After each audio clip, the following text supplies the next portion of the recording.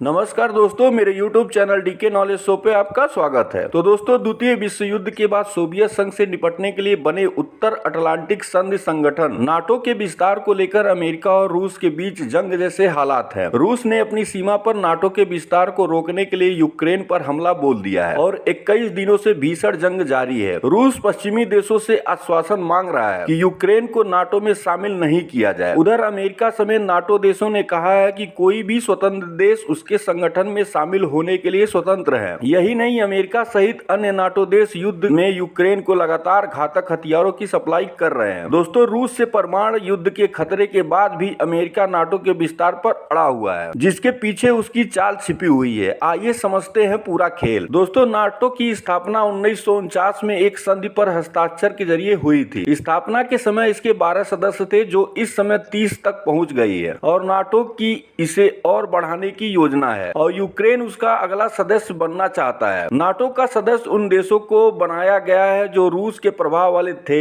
इनमें Poland, Lithuania, Latvia, Romania, Estonia प्रमुख हैं, जो नाटो के सदस्य बन गए। रूस के विरोध के बाद भी नाटो देशों की संख्या को अमेरिका लगातार बढ़ा रहा है। इसके पीछे बड़ा कारण छिपा हुआ है। अमेरिकी अखबार न्यूयॉर्क टाइम की एक पुरानी रिपोर्ट के मुताबिक नाटो के विस्तार का सीधा संबंध अमेरिका की विशालकाय रक्षा कंपनियों से जुड़ा हुआ है। लॉकहीड मार्टिन, रेथियान जैसी कंपनियां अमेरिकी सरकार पर दबाव बनाती रहती हैं कि वे नाटो का विस्तार करें ताकि उनके लिए एक विशालकाय बाजार पैदा हो। दुनिया के अरबों डॉलर के हथियारों के बाजार पर अमेरिका के इन दिग्गज कंपनियों का दबदबा है। रिपोर्ट के मुताबिक अगर कोई देश नाटो का सदस्य बनता है तो उसे सैन्य संगठन के नियमों को मानना होगा और उसके पश्चिमी देशों के अरबों डॉलर के हथियारों और उपकरणों को लेना जरूरी होगा। इसके तहत अगर कोई देश फाइटर जेट लेता है तो उसे उसके कलपुर्जे और इलेक्ट्रॉनिक सामान अमेरिकी कंपनियों से ही लेने होंगे और इनकी बिक्री से पश्चिमी देशों, खासकर अमेरिका और ब्रिटेन की रक्षा कंपनियों को जमकर कमाई होती है। दुनिया भर में हथियारों की खरीद बिक्री करने वाली संस्था सिप्री के मुताबिक हथियारों के बाजार में अमेरिकी कंपनियां सबसे आगे हैं। यह वैश्विक स्तर पर कुल हथियारों की बिक्री का 54% है। टॉप 100 कंपनियों ने साल 2020-21 में ही 531 अरब डॉलर के हथियार बेचे हैं और हथियारों की यह बिक्री लगातार बढ़ती जा रही है और रूस और यूक्रेन युद्ध में भी यह बढ़ रही है। यूक्रेन तो बस एक मोहरा है, असल खेल तो हथियारों का है। इस पर आपकी क्या राय है दोस्तों? कमेंट करें। साथ ही लेटेस्ट खबरों के लिए चैनल सब्सक्राइब करें। जय हिंद, वंदे मातरम।